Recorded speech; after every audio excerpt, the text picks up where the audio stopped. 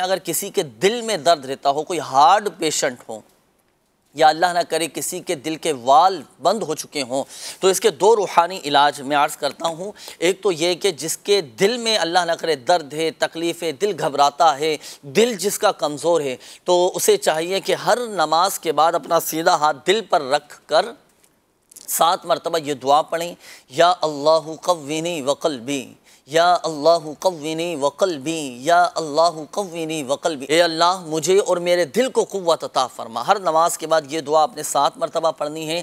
अल्लाह पाक की रहमत से बिफ़ज़लिही तआला आपके दिल की तकलीफ़ दूर हो जाएगी। एक तो ये रूहानी इलाज हुआ। दूसरा रूहानी इलाज ये है कि आप दिन में किसी भी वक्त एक सेब लें। आप सेब आपने लेना है, एप्पल सेब लें, और दिन में किसी भी वक्त आप सूरह यासीन शरीफ 1 मरतबा सही तलफ़्फ़ुज़ के साथ, क़वाइद व मखारिज के साथ आप पढ़कर उस सेब पर आप दम कर दें, दम करें। अच्छा, अब ये एहतियात से रख लें। अब क्या करेंगे आप, दूसरे दिन सुबह नहार मुँह खाली पेट आपने ये दम किया हुआ सेब खाना है।